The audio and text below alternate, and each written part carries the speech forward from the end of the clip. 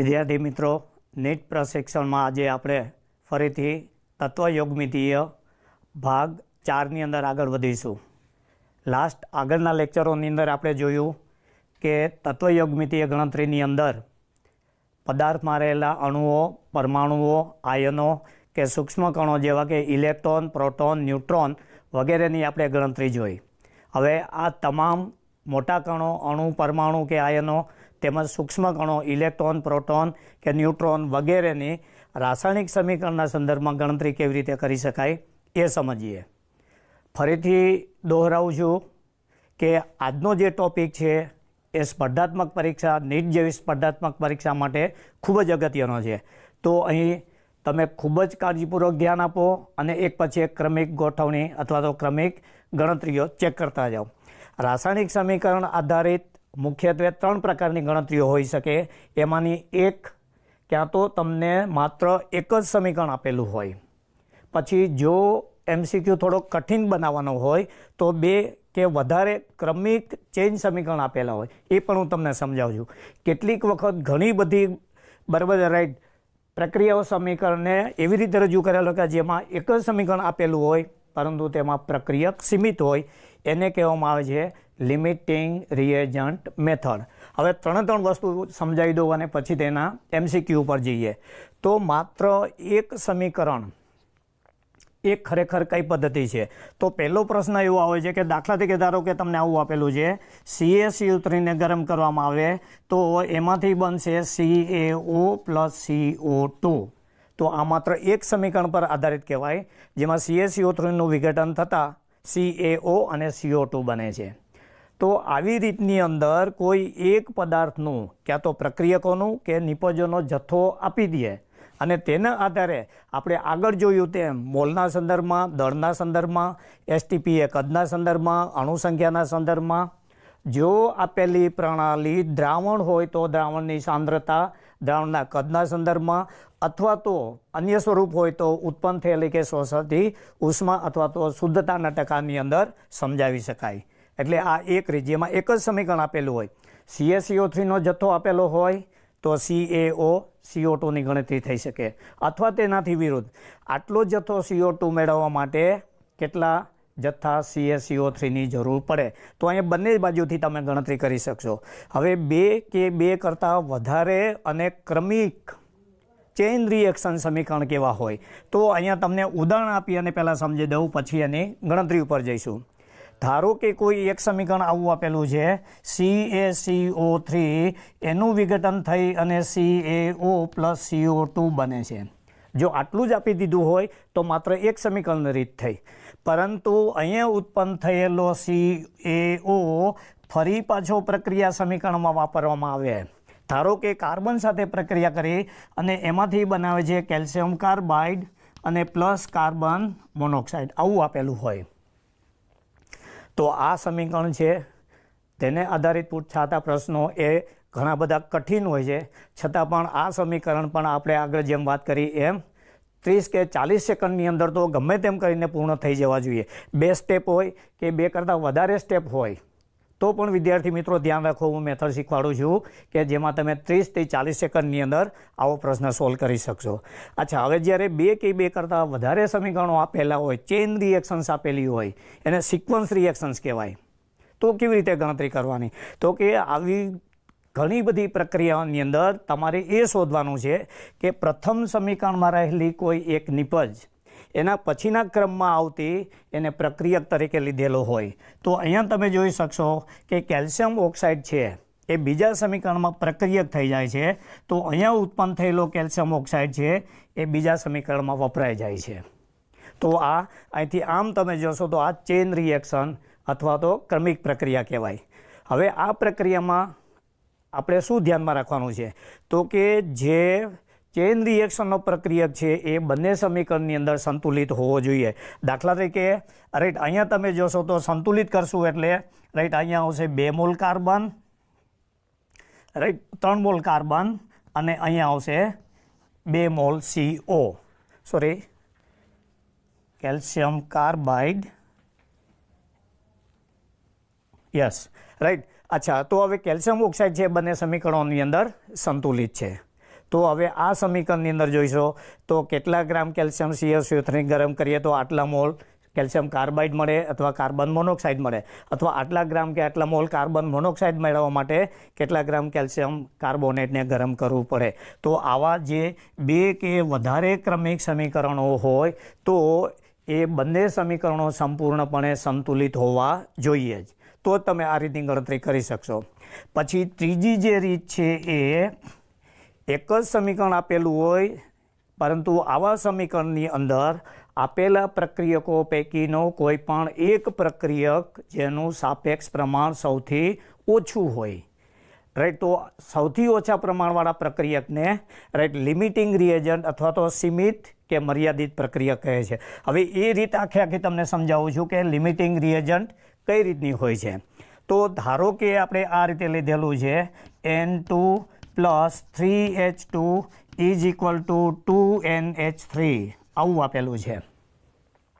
તો આવા સમીકરણોની અંદર રાઈટ તમે જોઈ શકશો કે નાઇટ્રોજન અને હાઇડ્રોજન છે પ્રક્રિયકો છે, રાઈટ. તો પ્રક્રિયકોમાં બંનેનું પ્રમાણ આપી દીધું હોય અને બે પૈકી એકનું જરૂરી પ્રમાણ ઓછું હોય ક્યાં તો વધારે હોય.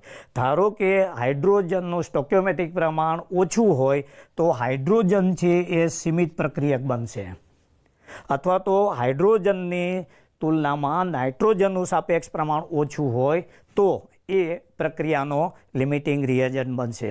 આવું જે સમીકરણ કે ગણતરી હોય એ ખાસ કરીને રાઈટ હાયર ડિફિકલ્ટી વેલ્યુવાળી હોય છતાં પણ એ પૂછાય તો 4 માર્કમાં જ.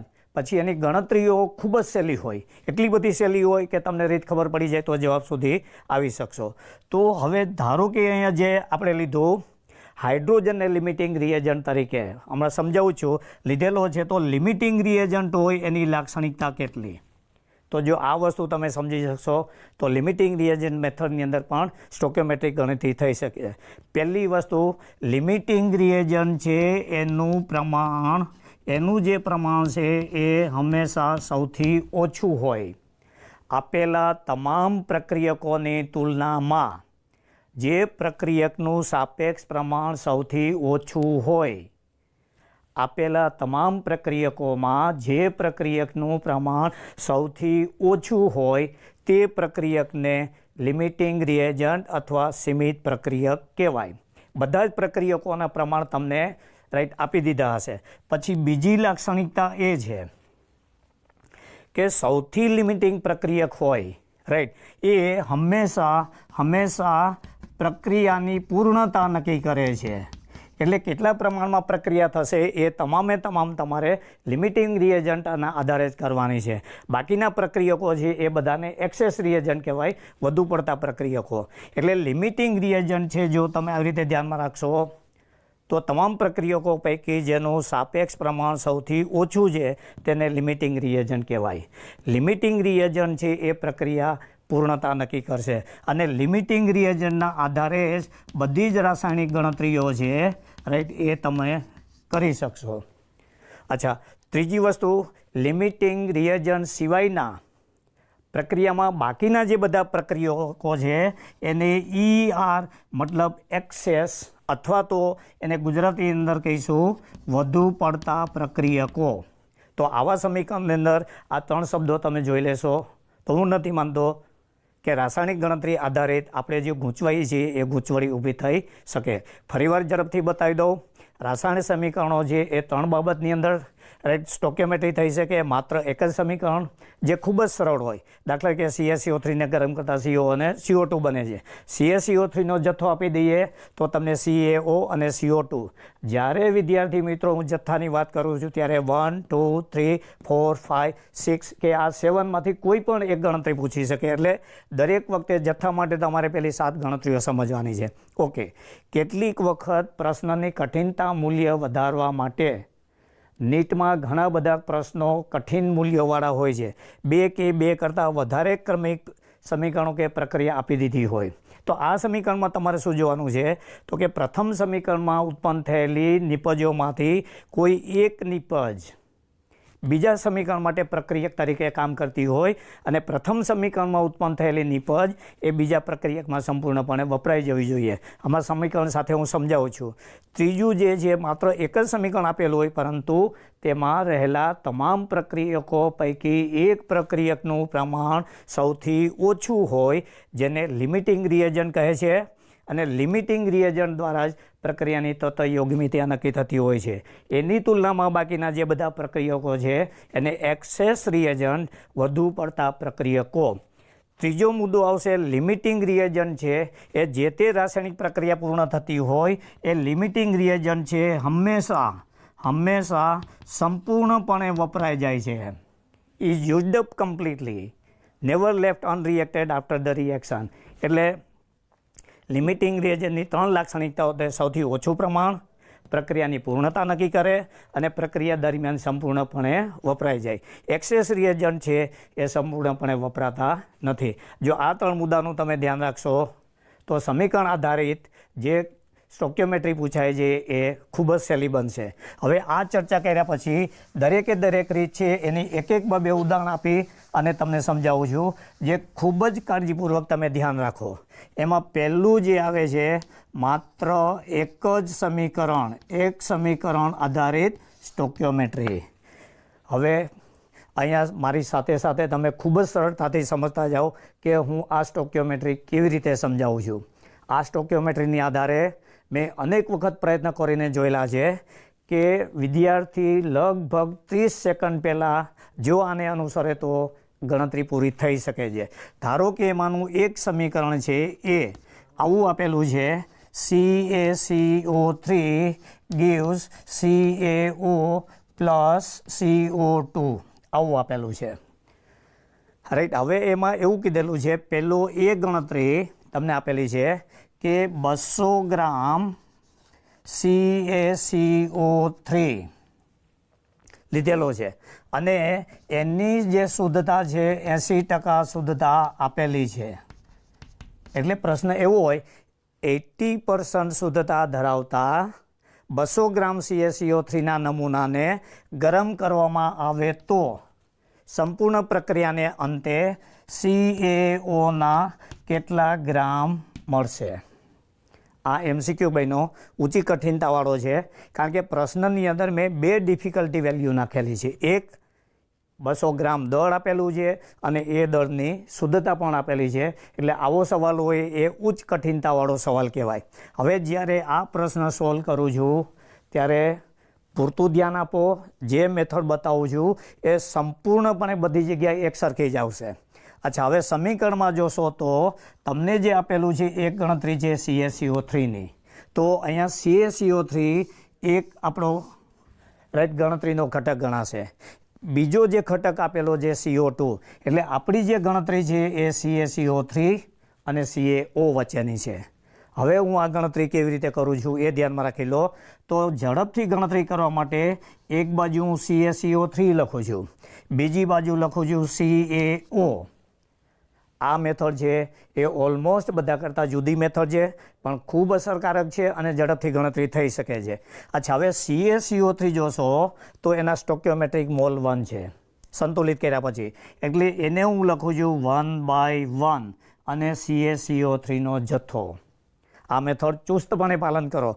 રાઈટ. એના મોલ એક જ છે, 1/1 લીધું. એટલે જે મોલ સંખ્યા છે એને વ્યસ્તપણે દર્શાવવાની છે. ઇઝ ઇક્વલ ટુ બીજો જથ્થો છે CaO. એનો મોલ પણ તમે જોશો તો 1 છે તો 1/1 અને CaOનો જથ્થો. તો આ થઈ રાસાયણિક સમતુલ્યતા. રાઈટ. સમતુલ્યતાને આધારે ઓકે. હવે CaCO3 છે એનું સ્વરૂપ કયું છે તો કે દળમાં આપેલું છે. એટલે હું આ સમીકરણ અહીંયા મૂકીશ W/m. પછી CaO છે એના પણ ગ્રામ પૂછેલા છે તો ગ્રામનો જથ્થાનું સ્વરૂપ આ છે, ત્યાં પણ હું મૂકીશ W/m. તો આટલી વસ્તુ તો હવે તમને ઝડપથી લખતા આવડવી જોઈએ. હવે જો હું મૂલ્યો દાખલ કરીશ તો આ 1/1 છે. આનું દળ છે એ 200 ગ્રામ છે. એનું આણ્વીય દળ જો ગણતરીથી કરશો તો કેલ્શિયમનું 40, કાર્બન 12, ઓક્સિજન 16 એ હિસાબે એની ગણતરીથી એનું આણ્વીય દળ આવશે 100.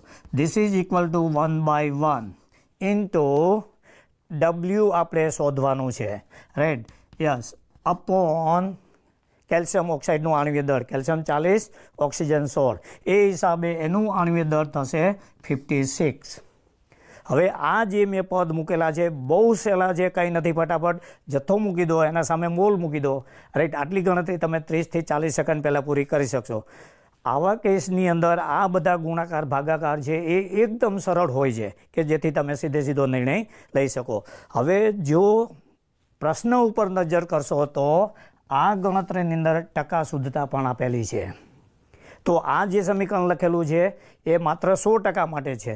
હવે ટકા શુદ્ધતા આપેલી છે, લાસ્ટ ટાઈમ પણ મેં બતાવેલું હતું કે ટકા શુદ્ધતા કઈ બાજુ મૂકવી.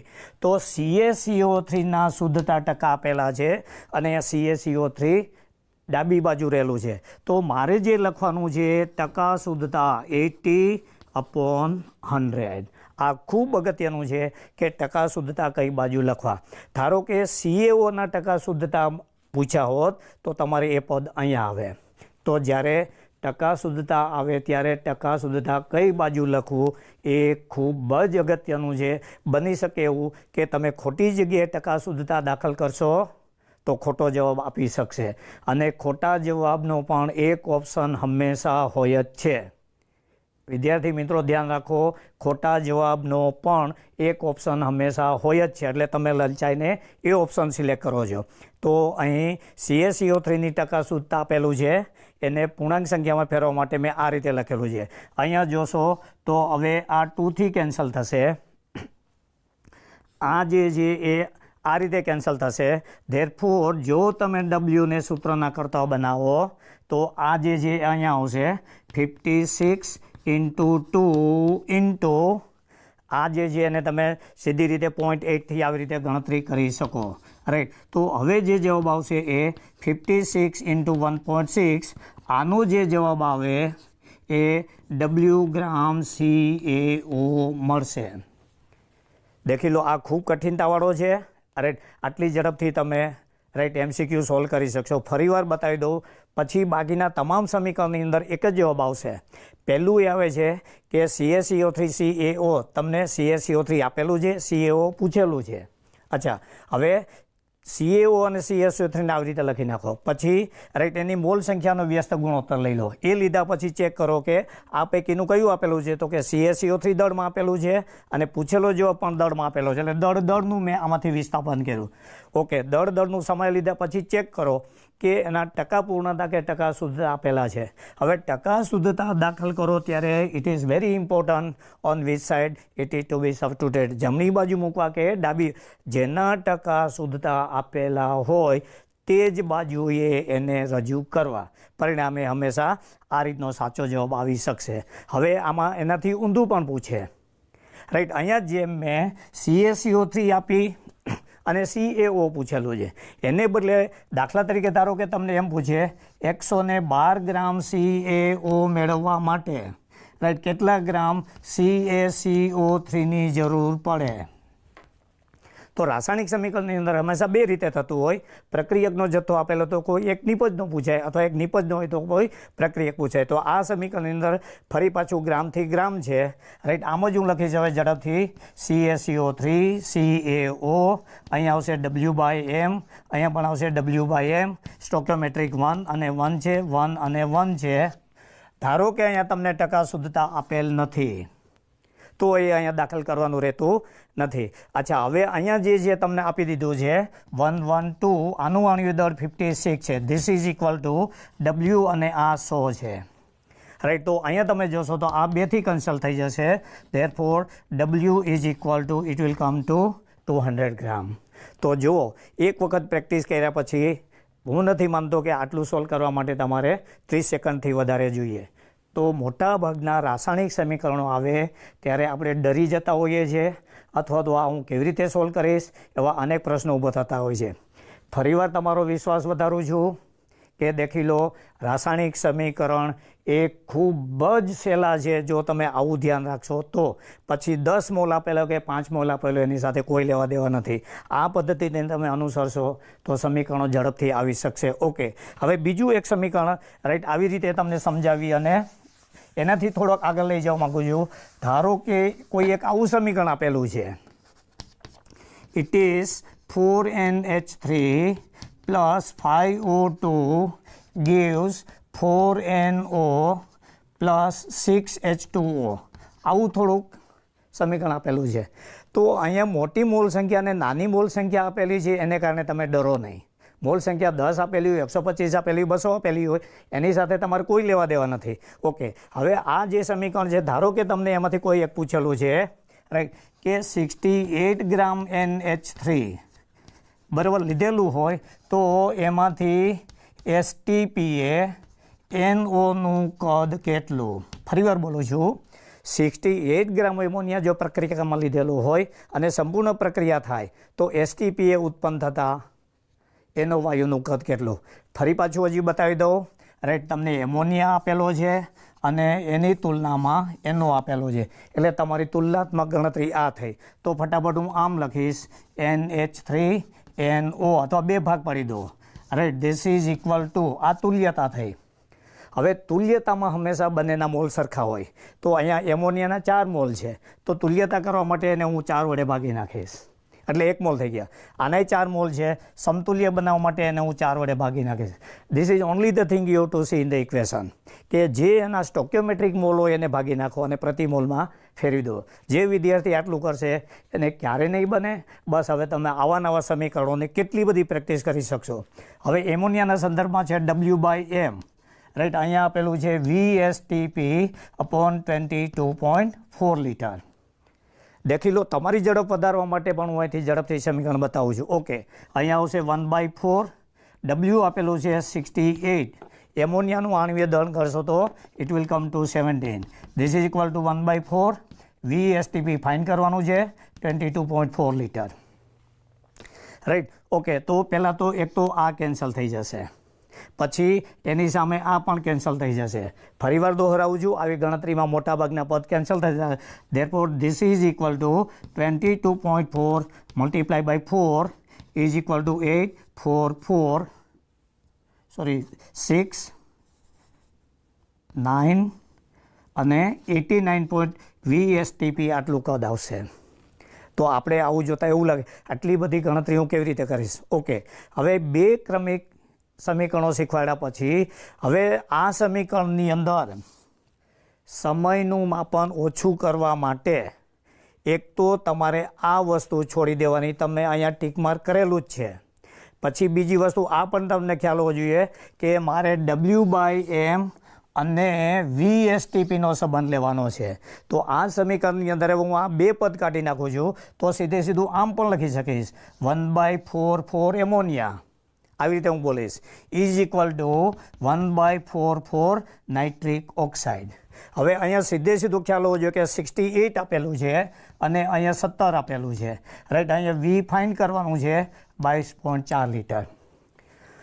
તો વન્સ અગેન વિદ્યાર્થી મિત્રો દેખી લો, આ ગણતરી મેં તમને સમજૂતી માટે આપેલી હતી. ઇનફેક્ટ તમારે આ ગણતરી કરવાની છે, 1/4 mall of ammonia, 1/4 mall of nitric oxide. હવે પહેલાં તો અહીંથી આ કેન્સલ થઈ શકશો, રાઈટ. હવે આગળ ગણતરીનું તમે વિચારો જ નહીં, રાઈટ. અચ્છા, હવે એઝ્યુમ કરો કે આ જે અહીંથી 4થી કેન્સલ થશે, તો આ લોજિકલી થોડુંક વિચારો તો કે હવે જે એનું કદ આવશે એ કેટલું હશે. તો હું એવું અપેક્ષા રાખી શકું કે હવે તમે આગળની ગણતરી કરો નહીં. એવું વિચારો કે આ 22.4 છે સામે જશે, એટલે 4ના ગુણકમાં. તો સીધું તમે અહીંયા મૂકી શકશો 6, 4 4 જા 6, પછી 4 2 જા 8 અને 9 આવશે અને આ 8 આવશે. તો હવે જે મારું એક્સપેક્ટેશન તમારી પાસે છે એ આટલામાં જ હોવું જોઈએ. આટલી ગણતરી કર્યા પછી હવે તમે કહી શકશો કે રાસાયણિક સમીકરણ ગમે તેટલું મોટું હશે તો પણ અમે 30 સેકન્ડ પહેલાં, વિદ્યાર્થી મિત્રો દરેક વખતે આવું વિચારીને ગણતરી કરો, સમય બચશે, વધારે પ્રેક્ટિસ કરી શકશો અને આવી ગણતરીની અંદર ક્યારેય કોઈ પ્રશ્ન કે MCQ ખોટા જવાની સંભવિતતા ખૂબ ઓછી હોય છે. આ ચેક કર્યા પછી તમારે 4 ઓપ્શન જોવાના, ત્યાં સુધી 4 ઓપ્શન ક્યારેય જોવાના નહીં. આ જવાબ સાથે 4માંથી જોઈ લો કયો જવાબ આપેલો છે. જો પહેલાં 4 ઓપ્શન વેરીફાઈ કર્યા તો મહિરા સમજી લો કે આ ખોટું પડશે. અથવા તો તમે કન્ફ્યુઝ થશો. પહેલાં જે તે જવાબ અહીંયા લાવી દો, પછી 4 ઓપ્શન સાથે એનું મેચિંગ કરો. એટલે હવે દરેક વખતે તમે જો આવી રીતે કરશો તો હું માનું છું જે સમીકરણ આધારિત MCQ છે એના મોટાભાગના પ્રશ્નો હલ થઈ જશે. રાઈટ. અચ્છા, હવે એનાથી ઊંધું ધારો કે આ સમીકરણની અંદર બીજું એક તમને આપેલું છે. રાઈટ. 180 ગ્રામ H2O માટે સમજો કે આમાંથી ઊંધું 180 ગ્રામ H2O મેળવવા માટે રાઈટ VSTPA રાઈટ O2નું કદ કેટલું, O2નું કદ કેટલું. તો હવે મારે કહેવાની જરૂર નથી કે આ ગણતરીની અંદર તમને H2O અને O2 પૂછેલું છે. વિદ્યાર્થી મિત્રો ધ્યાન રાખો, હવે તમે સમયનું માપન કરશો તો પણ 30 સેકન્ડ પહેલાં આ સવાલ પૂરો થાય છે. ઝડપથી એક O2 આવે છે, બીજું H2 આવે છે. O2નો સહગુણક છે, હું આમ લખીશ 1/5 O2 અને O2નું કદ ફાઇન કરવું છે 22.4 લીટર આવશે, જે મેં ગણતરી કરેલી હતી. ઇઝ ઇક્વલ ટુ સમતુલ્યતા જાળવવા માટે H2ના મોલ છે 1/6 અને એનું દળ આપેલું છે, તો તમારે આણ્વીય દળની જરૂર પડશે. અહીંયા જે છે 180, આણ્વીય દળ 80 છે. હવે જ્યારે આણ્વીય દળની વાત આવે છે ત્યારે તમારી જોડે એક બાબત બિલકુલ સ્પષ્ટ કરી દઉં કે કોમ્પિટિટિવ એક્ઝામ્સની અંદર રાઈટ તમારી કેટલી પૂર્વ તૈયારી હોવી જોઈએ. જ્યારે નીટ જેવી કટોકટ પરીક્ષાઓ લેવાતી હોય ત્યારે સમયનું પ્રાબંધ છે એ બહુ અગત્યનું હોય છે. મોટાભાગના વિદ્યાર્થીઓની પૂર્વ તૈયારી નથી હોતી. તો અહીંયા હું તમને થોડીક હિન્ટ આપું છું કે જ્યારે સ્ટોક્યોમેટ્રિક ગણતરીઓ ચાલતી હોય ત્યારે તમારે ખાસ કરીને કેટલાક પદાર્થો છે એના આણ્વીય દળ યાદ રાખવાના અથવા તો ઝડપથી ગણતરી કરી શકો એવી તમારી તૈયારી હોવી જ જોઈએ. અને આવી સ્પર્ધાત્મક પરીક્ષામાં મોટા ભાગે મેં જોયેલું છે કે તમને જે પૂછેલે છે એ ખાસ કરીને ખૂબ જાણીતા જ પદાર્થો હોય છે. જેમ કે H2SO4 તો યાદ રાખો 98, NaOH યાદ રાખો 40, KOH રાઈટ, જે બધા જાણીતા એસિડ, બેઝ, ક્ષાર, કાર્બોદિત પદાર્થો ઓલમોસ્ટ એમાંથી પૂછાતા હોય છે. તો જો એ આણ્વીય દળ તમે યાદ રાખશો તો તમારી ઘણી બધી સેકન્ડ અને ઘણો બધો સમય બચી જશે. તો અહીંયા દાખલા તરીકે પાણીનું આણ્વીય દળ છે એ તમે કેટલી વાર એવી રીતે પ્રેક્ટિસ કરશો તો યાદ રહી શકે, તો ગણવાની જરૂર નથી. અચ્છા, પછી બીજી વસ્તુ ઓલમોસ્ટ આ એકબીજાના ગુણકમાં આપેલા હોય. તો હવે હું એવું વિચારું કે તમે કેન્સલેશન પણ ના કરો, તો થોડુંક એઝ્યુમ કરશો તો આ જે છે એ અહીંયા 10 આવશે. પછી બીજું વિચારો કે આ એકબીજાના ભાગાકારમાં થઈ શકે એમ છે નથી, તો હવે છૂટકો જ નથી કે તમારે V ઇઝ ઇક્વલ ટુ આ બધું સામે લઈ જવું પડશે. રાઈટ. એટલે 5 × 22.4 લીટર × 10/6 આ રીતનું આવશે. રાઈટ. અચ્છા, હવે આ જે ગણતરી કરશો એ તમારો જવાબ આવશે લીટરમાં. તો જે મોટી ગણતરીઓ દર વખતે કહેતા હોય છે એ આટલા તમે ટૂંકા ટાઈમની અંદર. બીજું હું એ પણ તમારી જોડે અપેક્ષિત કરી શકું કે મોટાભાગના વિદ્યાર્થીઓ એવી અપેક્ષા રાખતી હોય છે આવડી મોટી કોમ્પિટિટિવ એક્ઝામ્સની અંદર કે અમને ગણતરીઓ તો એક સ્ટેપની જ પૂછે, અમારે ગણતરી કરવાનું હોય જ નહીં. એવું નથી હોતું. કેટલીક ગણતરીઓ તમારે કરવી પડે છે, કરવી જ પડશે, છૂટકો જ નહીં. એવું નહીં કે ગણતરી વગરનો તમને ગણતરીનો MCQ પૂછે તો પછી there is no importance of the calculation objective. Right. એટલે નાની મોટી ગણતરીઓ તો તમારે કરવી પડશે. આ ખૂબ જટિલ આંકડાકીય ગણતરીઓ તમને ક્યારેય પૂછશે નહીં. ફરીવાર દોહરાવું છું, તમે નીટની પરીક્ષા આપો છો રાઈટ, તો આટલી તૈયારી રાખવાની જ. આ ઉદાહરણ લીધા પછી હવે એના પછીનો બીજો એક અગત્યનો કોન્સેપ્ટ છે એ બતાવી દઉં કે જેમાં પણ આપણે કેટલીક વાર ગૂંચવાતા હોય છે. એ જે છે એ રાસાયણિક પ્રક્રિયામાં રહેલું અવશેષ, ઇટ ઇઝ કોલ્ડ રેસિડ્યુ. હવે રેસિડ્યુની બાબતની અંદર પણ કેટલી વખતે મેં જોયેલું છે નીટ આધારિત પરીક્ષાઓની અંદર આવો ક્વેશ્ચન પૂછાયેલો હોય છે. તો ખરેખર રેસિડ્યુ છે શું? રાઈટ. જો રેસિડ્યુની તમને ખબર પડી જાય તો ફરી પાછા એ જ ટ્રેક ઉપર તમારે ચાલવાનું છે. ધારો કે મેં આવી રીતે લીધેલું છે CaCO3 gives CaO + CO2 carbon dioxide, આવું આપેલું છે. અહીંયા કાર્બન ડાયોક્સાઇડ છે એ ગેસ સ્વરૂપે છે, આ જે સોલિડ છે એ આ જે સોલિડ છે. જો આ કેલ્શિયમ કાર્બોનેટને રાઈટ ખુલ્લા પાત્રમાં ગરમ કરવામાં આવે તો કેલ્શિયમ કાર્બોનેટનું વિઘટન થઈ CaO બનશે અને ઉત્પન્ન થયેલો CO2 એ પર્યાવરણમાં જતો રહેશે. એટલે આ જે છે એ પર્યાવરણમાં વાતાવરણમાં છટકી જાય છે. જ્યારે પાત્રની અંદર જો સંપૂર્ણપણે પ્રક્રિયા થઈ જાય તો બધો CO3 CaOમાં ફેરવાઈ જશે. તો હવે જે પાત્ર લીધેલું છે એમાં માત્ર ઘન પદાર્થ તરીકે CaO હશે. તો આ જે ઘન પદાર્થ બચે છે પ્રક્રિયાને અંતે એને રેસિડ્યુ અથવા તો અવશેષ કહેવામાં આવે છે. શબ્દ ખાલી આટલો જ મૂક્યો. કેલ્શિયમ ઓક્સાઇડના જથ્થાને બદલે એવું કીધું કે આ પ્રક્રિયા પૂર્ણ થયા બાદ પાત્રમાં રહેલા અવશેષનું દળ કેટલું, એટલે આગળ જે મેં ગણતરી કરી એને બદલે એક શબ્દ મૂકવાથી કેટલો ફરક પડે છે એ તમને આના પરથી મતલબ તમારે માત્ર CaO. ઓકે, હવે આ જ સવાલ છે એ બીજી રીતે પણ પૂછી શકે. એક તો કે રેસિડ્યુ કેટલું. હવે ત્રીજો એક ફોલ્ડ પાડું છું એ કે આ પ્રક્રિયામાં CO2 બહાર નીકળી જાય છે. ધારો કે CO2નું આણ્વિક દળ 44 ગ્રામ છે. તો કેટલી બધી વખત એવો પણ પ્રશ્ન પૂછાયેલો છે કે જેટલો પદાર્થ જેટલો જથ્થો પ્રણાલીમાંથી દૂર થાય તેટલો પ્રક્રિયાને અંતે અથવા તેટલા જથ્થાને સમતુલ્ય દળ ઘટ, કદ ઘટ, મોલ ઘટ કે આવી રીતનું આવતું હોય છે. મુખ્યત્વે તમને દળમાં કેટલો ઘટાડો થશે.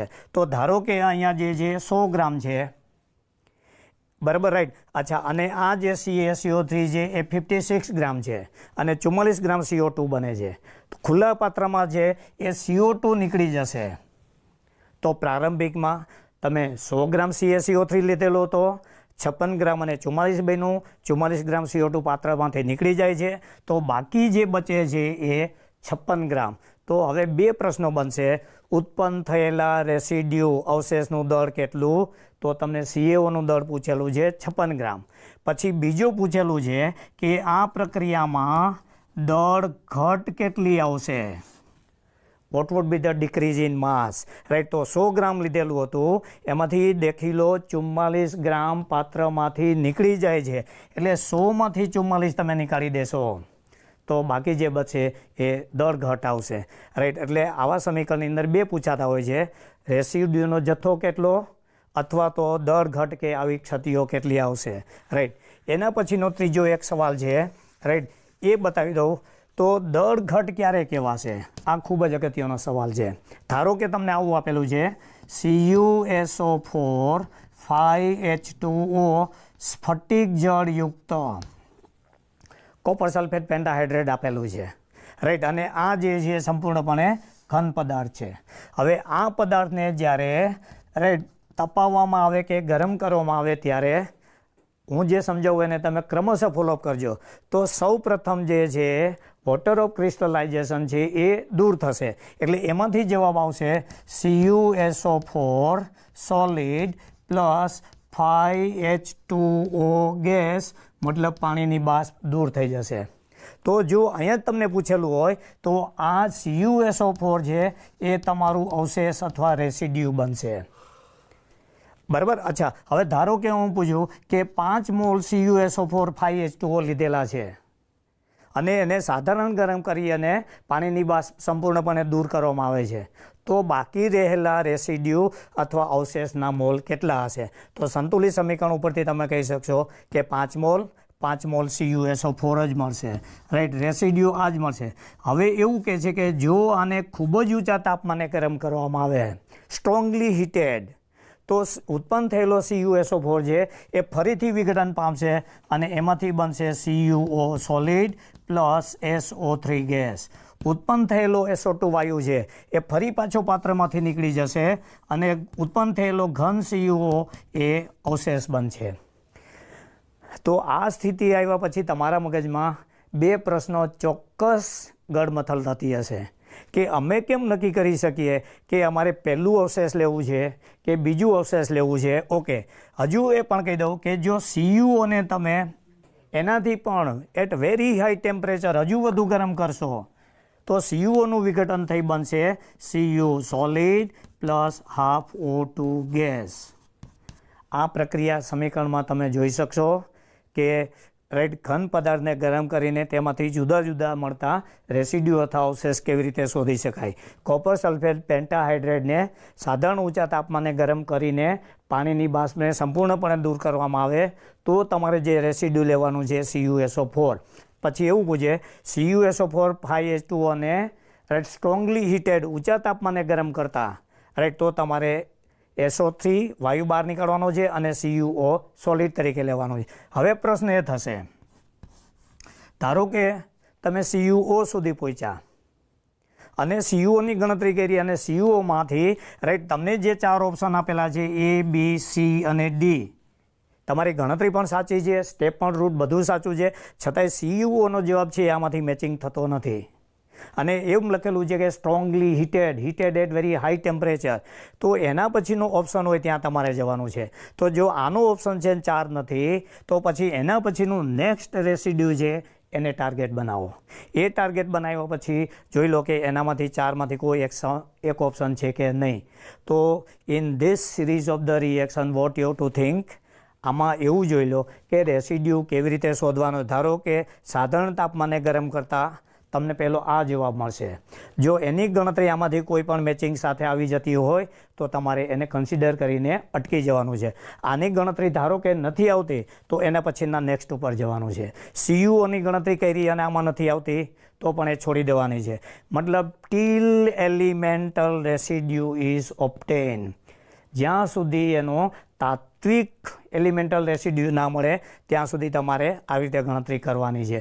પણ આ વખતે હંમેશા ધ્યાન રાખી લો, જે આપેલી સંખ્યાઓ હોય એ ખૂબ જ સરળ હોય. તમને 10 મોલ આપી દીધું હોય, એવું કીધેલું છે કે 10 મોલ CuSO4 5H2O ને ખૂબ જ ઊંચા તાપમાને ગરમ કરવામાં આવે તો મળતા ઘન રેસિડ્યુ રાઈટના મોલ કેટલા.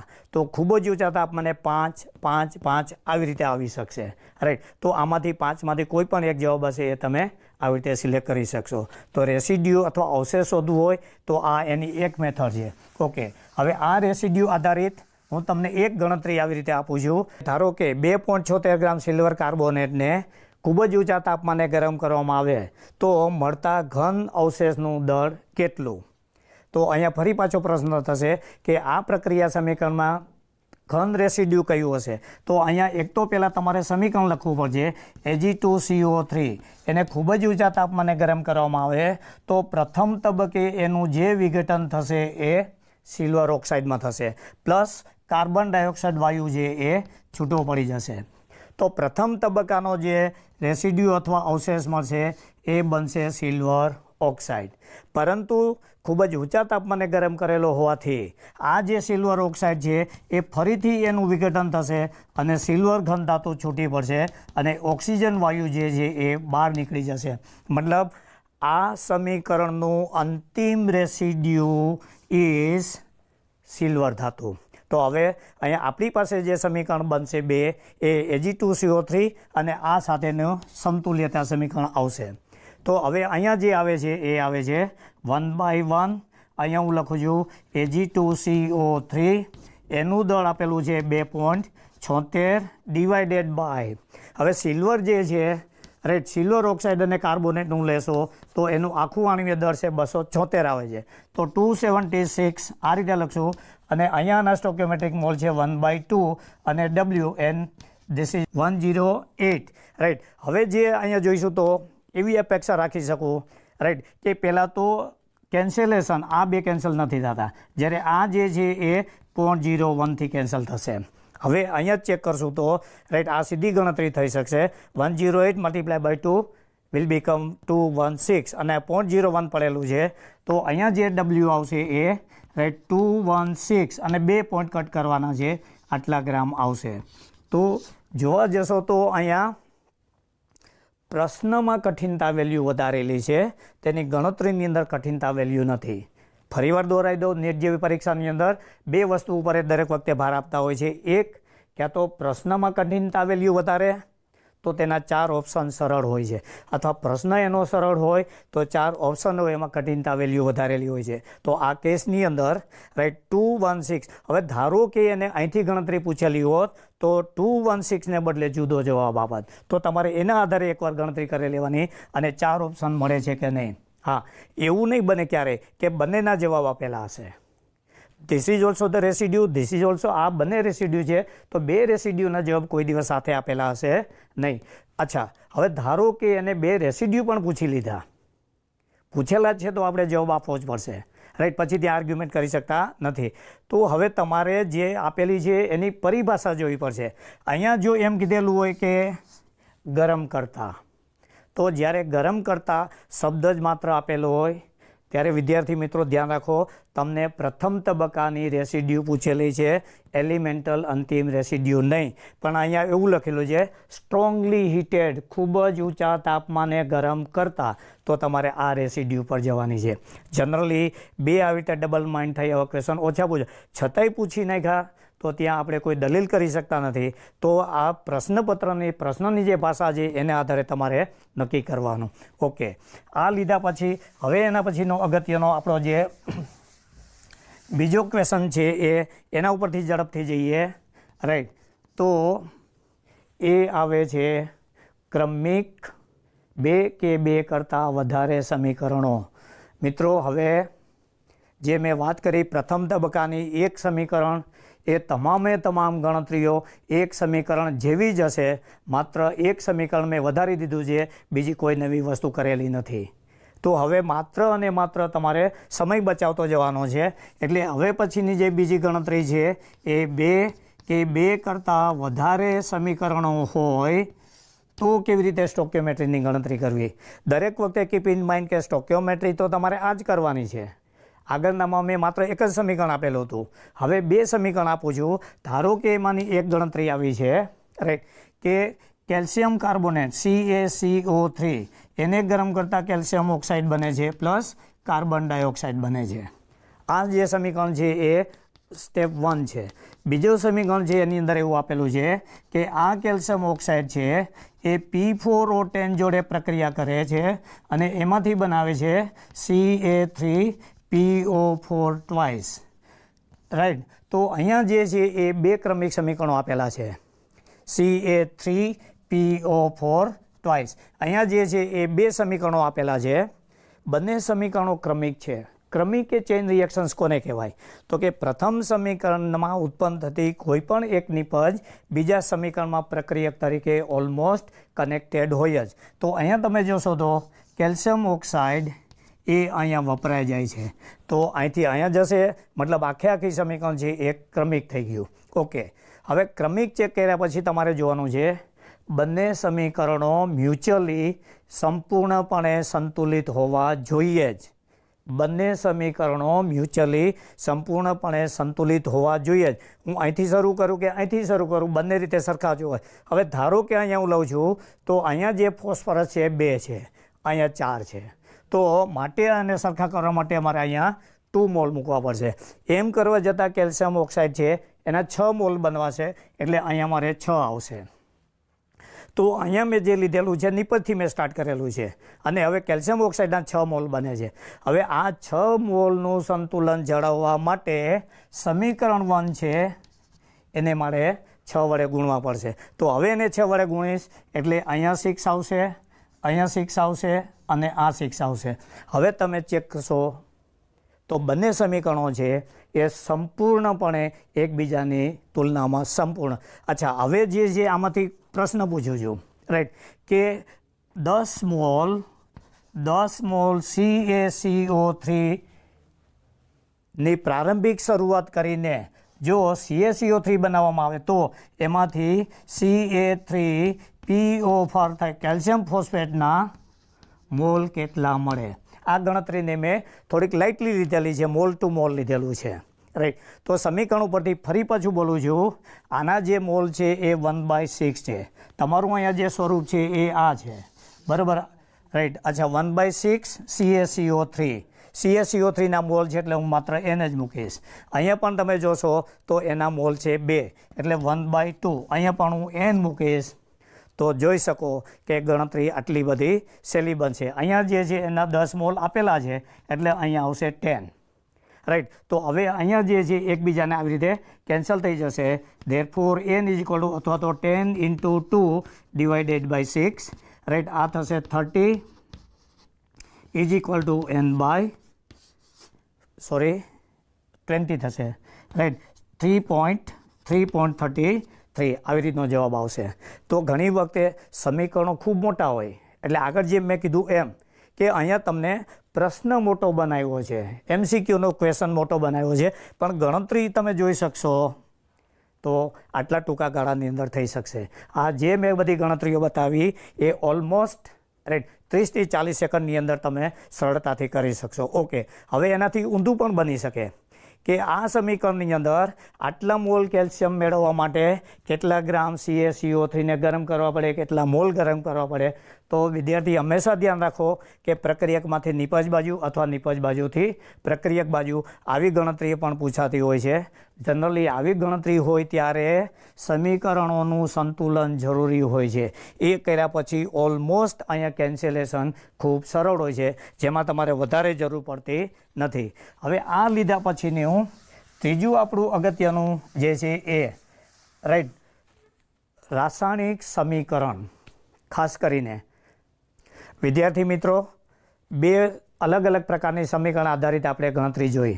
દરેક વખતે સમીકરણ આપણે બોલીએ છીએ તો એ સમીકરણનું મહત્ત્વ અને તેની મર્યાદાઓ કઈ છે. સંતુલિત રાસાયણિક સમીકરણ પરથી અમુક માહિતીઓ મળતી હોય છે જે તેનું મહત્ત્વ છે. રાસાયણિક સમીકરણ જે છે એના ઉપરથી અમુક માહિતીઓ સીધી પ્રત્યક્ષ રીતે મળતી નથી, માટે તેને સમીકરણની મર્યાદાઓ કહે છે. ધારો કે હું આ રીતે લખું છું N2 + 3H2 is equal two 2NH3. આવું એક સ્કેલેટન સમીકરણ તમને આપેલું છે. તો આ જે સમીકરણ છે રાઈટ એનું મહત્ત્વ કેટલું છે, કયું છે? તો ખૂબ જ ઝડપથી અથવા ટૂંકી બાબતમાં રજૂઆત કરું તો સમીકરણ પરથી એક વસ્તુ ચોક્કસ દેખાય છે કે બંને બાજુ પરમાણુઓની સંખ્યા સરખી છે. 2 નાઇટ્રોજન 6 હાઇડ્રોજન પરમાણુ 6 હાઇડ્રોજન પરમાણુ, અર્થાત પરમાણુનું સંરક્ષણ થાય છે, એટલે કે પરમાણુનું સર્જન કે પરમાણુનો વિનાશ શક્ય થતો નથી. મતલબ અહીંયા જે છે એ રાઈટ બંને બાજુ પરમાણુની સંખ્યા સમાન રહે છે.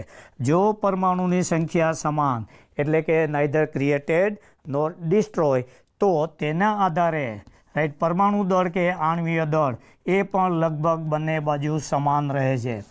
રાઈટ. તો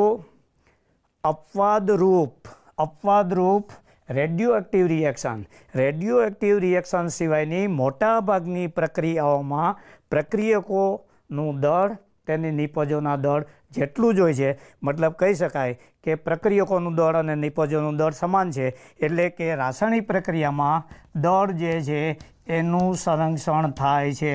conservation of mass, atoms neither created nor destroy, બંને બાજુ સમાન રહે છે એટલે દળનું. ત્રીજો મુદ્દો એ બતાવે છે કે સમીકરણ ઉપરથી તમે એમ કહી શકશો જથ્થાત્મક રીતે કે નાઇટ્રોજનનો એક અણુ હાઇડ્રોજનના 3 અણુ સાથે સંયોજાઈને એમોનિયાના 2 અણુ ઉત્પન્ન કરી શકે છે. રાઈટ. મતલબ જથ્થાના આધારે તમે વર્ણન કરી શકશો. આ 2 થશે એ એનો મહત્ત્વ થશે. હવે આ જે સમીકરણ લખેલું છે એની મર્યાદાઓ અનેક હશે. ઝડપથી આગળ જઈએ તો આ સમીકરણ કેટલા તાપમાને થશે એ સમીકરણ ઉપરથી સ્પષ્ટ નથી. આ સમીકરણ થવા માટે સાંદ્રતા કેટલી જોશે અને સાંદ્રતાનો ફેરફારની અસર શું થશે એ દર્શાવેલું નથી. આ સમીકરણ કેટલા દબાણે થશે અથવા પ્રક્રિયા થશે એ દર્શાવેલું નથી. અથવા તો દબાણનો ફેરફાર કહીએ તો પ્રક્રિયા પર શી અસર થશે. યસ. આ પ્રક્રિયાને ઝડપી બનાવવા માટે રાઈટ કયો ઉદ્દીપક વપરાશે એ પણ બતાવેલું નથી. અચ્છા, હવે આ જે છે એ કોઈપણ રાસાયણિક સમીકરણ છે એની 4 મૂળભૂત બાબતો છે. પ્રક્રિયા દ્વારા તાપમાન બતાવેલું નહીં હોય, સાંદ્રતા નહીં હોય, દબાણ નહીં, ઉદ્દીપક નહીં. તદુપરાંત આપેલી પ્રક્રિયા છે એ ખાસ કરીને પ્રતિવર્તી કે અપ્રતિવર્તી છે. રાઈટ. સામાન્ય રીતે એ આના ઉપરથી નિશ્ચિત થતું નથી. રાઈટ. ધારો કે પ્રતિવર્તી હોય તો એ સમીકરણને ડબલ એરોથી દર્શાવાય, એટલે પ્રક્રિયકોથી શરૂ કરીને નિપજોમાં જઈ શકાય અને નિપજોથી શરૂઆત કરીને પણ પ્રક્રિયકોને. મતલબ કેટલીક પ્રક્રિયાઓ બંને દિશાની અંદર રાઈટ અલગ અલગ રીતે કરી શકાતી હોય છે. જો માત્ર એક જ માર્ગી પ્રક્રિયા હોય, માત્ર પ્રક્રિયકમાંથી નિપજ જ બનતી હોય પરંતુ નિપજમાંથી તે પ્રક્રિયકો આપેલી સ્થિતિમાં ના બનાવી શકાતા હોય તો એને એકમાર્ગી અથવા અપ્રતિવર્તી પ્રક્રિયા કહેવાય. હાઉ એવર સમટાઈમ કેટલીક વખત રાઈટ પ્રક્રિયકો અને તેની નિપજો એકબીજાના સંતુલનમાં હોય છે, તો એ વખતે પ્રક્રિયકો અને નિપજો વચ્ચે હાફ એડેડ એરો બંને દિશાની અંદર મૂક. આવું જ્યારે લખેલું હોય ત્યારે સમજવાનું કે એ ગતિશીલ સંતુલન ધરાવે છે. મતલબ જે પરિસ્થિતિમાંથી પ્રક્રિયકોમાંથી નિપજો બને છે એ જ પરિસ્થિતિમાંથી નિપજોમાંથી પ્રક્રિયકો બનવાનો દર સતત ચાલુ છે. મતલબ પ્રક્રિયકો અને નિપજો વચ્ચે ખાસ કરીને 3 સંજ્ઞાઓ અગત્યનો ભાગ ભજવતો હોય છે. જો આપેલી પ્રક્રિયા માત્ર એકમાર્ગી જ હોય તો એને one side arrow from reactant to product. જો પ્રક્રિયા બંને દિશામાં કરી શકાતી હોય તો full headed opposite side arrow. દેખી લો આ બંને વચ્ચે ખૂબ જ તફાવત છે. આ જે છે એવું કે તમે પ્રક્રિયકો લો તો એમાંથી નિપજો મેળવી શકો, અથવા તમે નિપજોથી સ્ટાર્ટ કરો તો પ્રક્રિયકો મેળવી શકો. આ જે છે એ સંતુલન દર્શાવતું નથી, માત્ર પ્રક્રિયાઓ બંને દિશામાં કરી શકાય છે. જ્યારે half headed arrow in both the directions બતાવે છે કે પ્રક્રિયકો અને નિપજો વચ્ચે સંતુલન સ્થપાયેલું છે અને પ્રક્રિયા સમાન વેગથી બંને દિશામાં સતત ચાલુ છે, જે છે એને ગતિશીલ ડાયનેમિક ઇક્વલિબ્રિયમ કહેવામાં આવે છે. એટલે પ્રક્રિયકો અને નિપજોની વચ્ચે મુકાતા એરો આ ટાઈપના હોય છે. મતલબ પ્રતિવર્તી છે કે અપ્રતિવર્તી એ દર્શાવી શકાતું નથી. તદ ઉપરાંત આપેલી પ્રક્રિયા ઉષ્મા શોષક કે ઉષ્મા ક્ષેપક રાઈટ એ પણ દર્શાવેલું હોતું નથી. કેટલીક પ્રક્રિયાઓમાં ઉષ્માનું શોષણ થતું હોય છે જે ઉષ્મા શોષક કહેવાય, અથવા તો ઉષ્મા ઉત્સર્જિત થતી હોય છે જેને ઉષ્માક્ષેપક કહેવાય. એટલે આપેલી પ્રક્રિયાનું રાઈટ ઉષ્મા શોષક એ સમજાવી શકાતું નથી. આવતા એપિસોડની અંદર આપણે આગળ જઈશું. Thank you bye sec.